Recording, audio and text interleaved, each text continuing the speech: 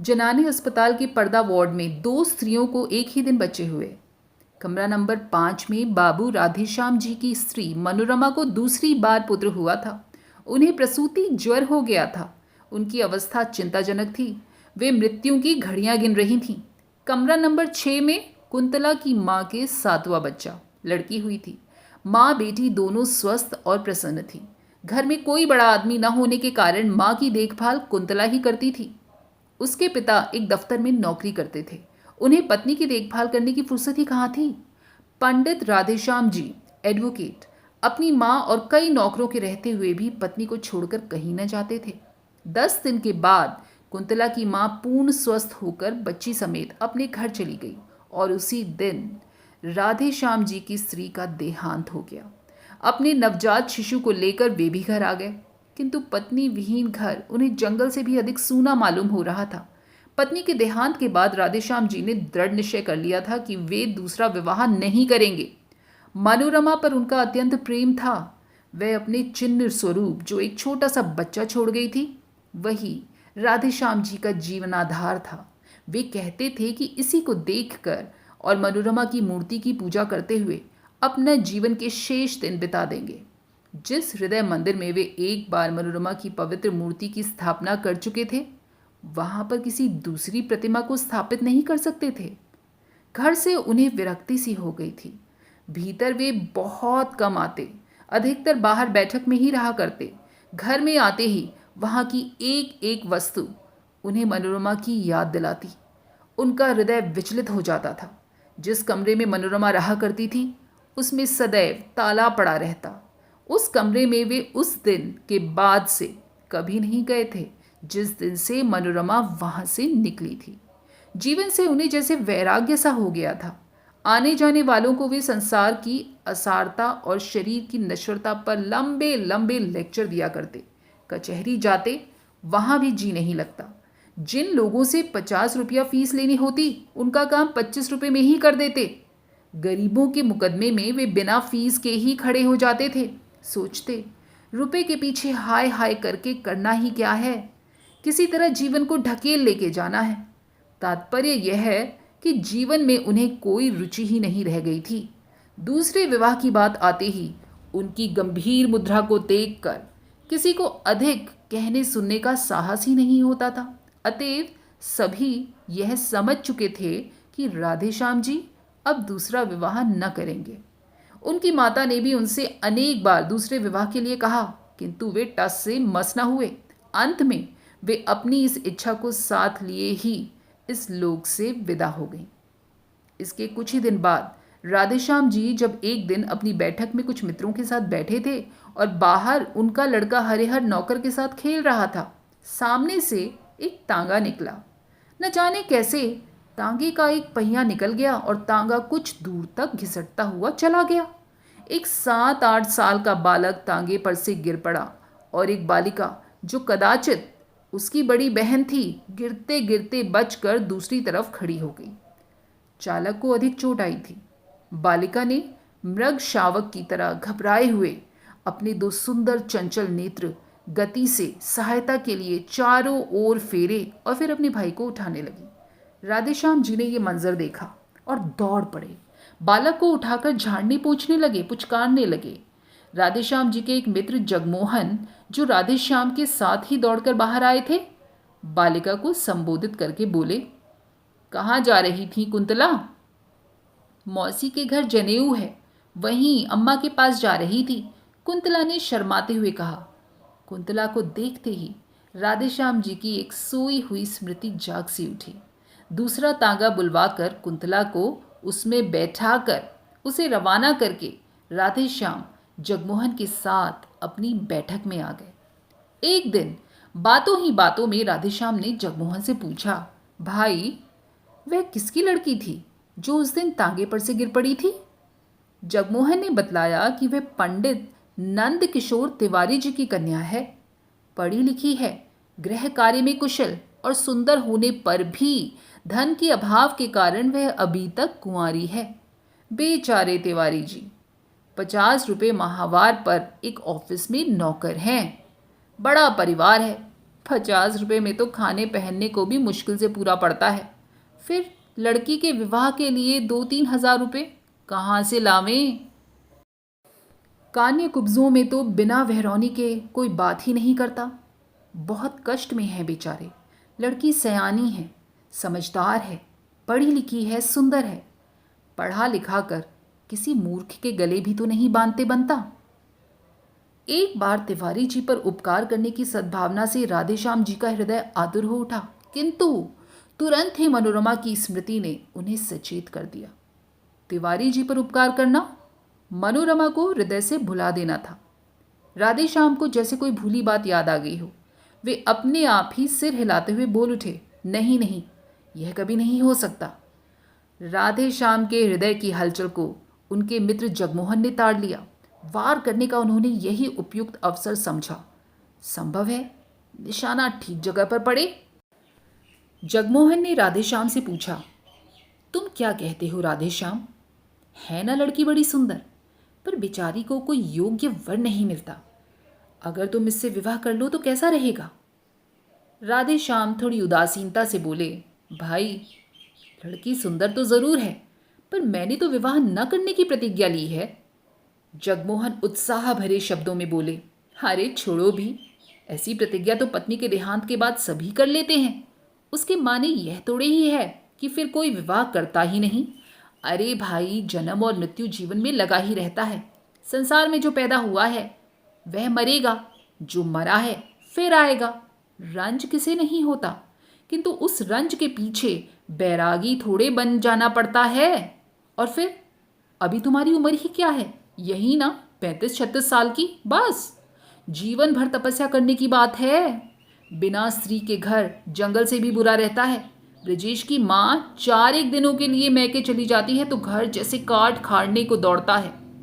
राधे श्याम बोले, यह कोई बात नहीं है जगमोहन, घर से तो मुझे कुछ मतलब ही नहीं है।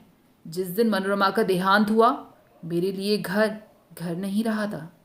बात इतनी है कि बच्चे की देखभाल करने वाला अब कोई नहीं है। जब तक अम्मा थी तब तक तो कोई बात ही नहीं थी, पर अब बच्चे की कोई देखभाल नहीं होती।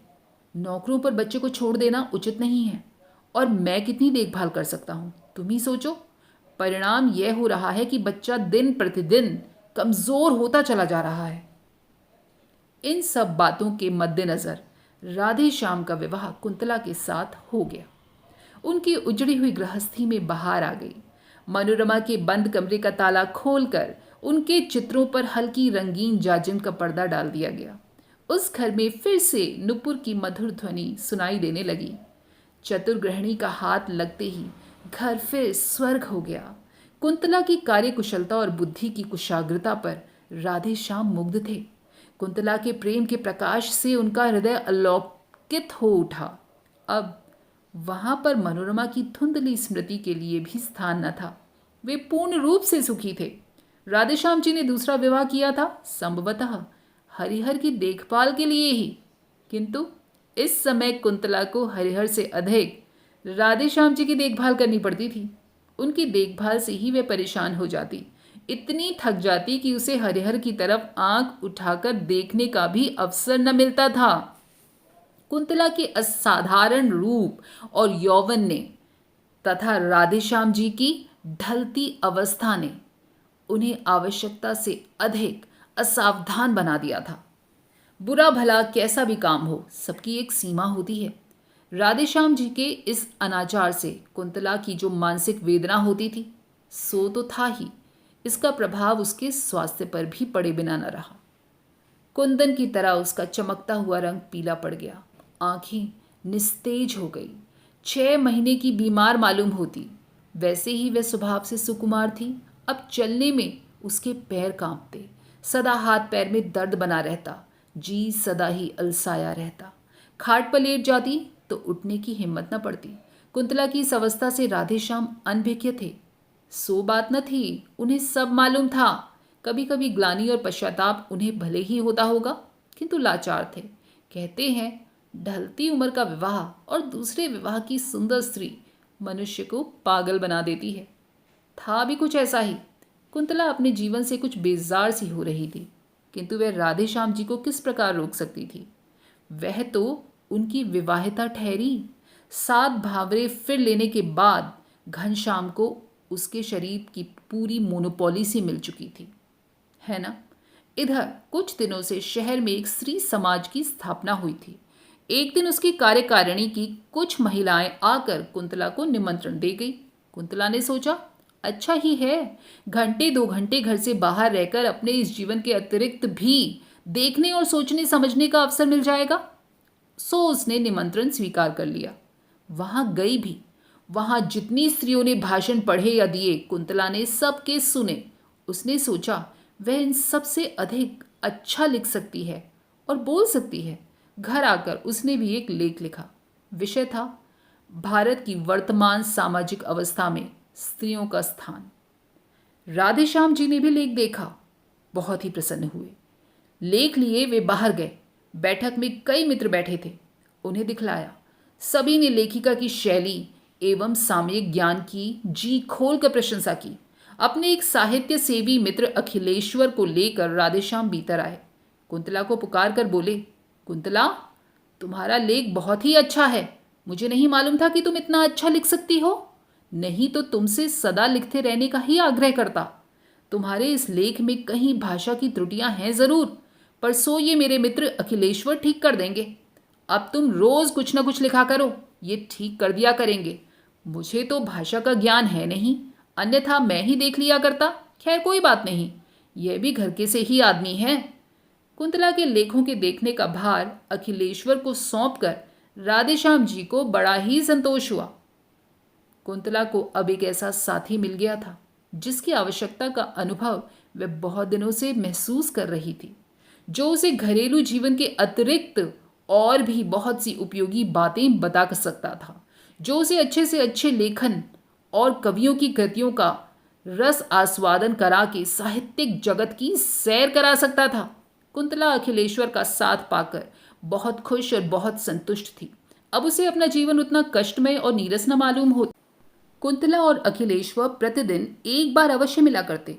कुंतला की अभिरुचि साहित्य की ओर देखकर उसकी विलक्षण कुशाग्र बुद्धि एवं लेखन शैली की असाधारण प्रतिभा पर अखिलेश्वर मुग्ध थे। वे उसे एक सुयोग्य रमणी बनाने में तथा उसकी प्रतिभा को संपूर्ण रूप से विकसित करने में सदा प्रयत्नशील रहते थे। लाइब्रेरी में जाते, अच्छी से अच्छी पुस्तकें लाते और उसे घंटों पढ़कर सुनाया करते। कविवर शैली, टेनिसन और कीट्स तथा महाकवि शेक्सपियर इत्यादि की ऊंचे दर्जे की कविताएं पढ़कर उसे समझाते, उसके सामने व्याख्या और आलोचना करते और उससे करवाते भी। हिंदी के धुरंधर कवियों की रचनाएं सुनाकर वे कुंतला की प्रवृत्ति कविता की ओर फेरना चाहते थे। उनका विश्वास था कि कुंतला लेखों से कहीं अधिक अच्छी कविताएं लिख सकेगी। किंतु अब राधेश्याम को कुंतला के पास अखिलेश्वर का बैठना अखरने लगा था। वे कभी कभी सोचते, शायद कुंतला के सुंदर रूप पर ही रीझ कर अखिलेश्वर उसके साथ इतना ज़्यादा समय व्यतीत करते हैं। किंतु वे प्रकट रूप में कुछ न कह सकते थे, क्योंकि उन्होंने स्वयं ही तो उनका आपस में परिचय कराया था। कुंतला राधेश्याम के मन की बात समझती थी, इसलिए वह बहुत सतर्क रहती। किंतु फिर भी यदि कभी भूल से उसके मुंह से अखिलेश्वर का नाम निकल जाता तो राधेश्याम के हृदय में ईर्ष्या की अग्नि भभक उठती। अब अखिलेश्वर के लिए राधेश्याम के हृदय में मित्र भाव की अपेक्षा ईर्ष्या का भाव ही इतना अधिक था। इन्हीं दिनों कुंतला ने 2-4 तुकबंदियां भी कर ली थी, जिनमें कल्पना की बहुत ऊंची उड़ान और भावों का बहुत सुंदर समावेश था, किंतु शब्दों का संगठन उतना अच्छा नहीं था। अपने हाथ के लगाए हुए पौधों में फूल आते देखकर जिस प्रकार किसी चतुर्माली को प्रसन्नता होती है ना, उसी प्रकार कुंतला की कविताएं देखकर अखिलेश्वर भी बहुत खुश हुए। उन्होंने कविताएं कई बार पढ़ी और राधेश्याम को भी पढ़कर सुनाई। कुंतला की बुद्धि की प्रशंसा की गई, किंतु राधेश्याम खुश न हुए। उन्हें तो ऐसा मालूम हुआ जैसे कुंतला ने अखिलेश्वर के विरह में ही विकल होकर ये कविताएं लिखी हैं। अखिलेश्वर निष्कपट और निस्वार्थ भाव से कुंतला का शिक्षण कर रहे थे। उन्हें कुंतला से कोई विशेष प्रयोजन न था। कुंतला के इस शिक्षण में उन्हें इतना आत्मसंतोष मिलता था कि वे साहित्य की एक सेविका तैयार कर रहे हैं, जिसके द्वारा कभी न कभी साहित्य की कुछ सेवा अवश्य होगी। राधेश्याम के हृदय में इस प्रकार उनके प्रति ईर्ष्या के भाव प्रज्वलित हो चुके हैं, इसका तो उन्हें ध्यान भी न था, क्योंकि उनका हृदय निर्मल और पवित्र था। अखिलेश्वर कई दिनों तक लगातार बीमार रहने के कारण घर के बाहर न निकल सके। खाट पर पड़े पड़े अकेले धनिया गिनते हुए उन्हें अनेक बार कुंतला की याद आई। कई बार उन्होंने सोचा कि उसे बुलवा भेजें, फिर न जाने क्या आगा पीछा सोच कर वे कुंतला को न बुला सके। इधर कई दिनों से अखिलेश्वर का कुछ भी समाचार न पाकर कुंतला भी उनके लिए उत्सुक थी।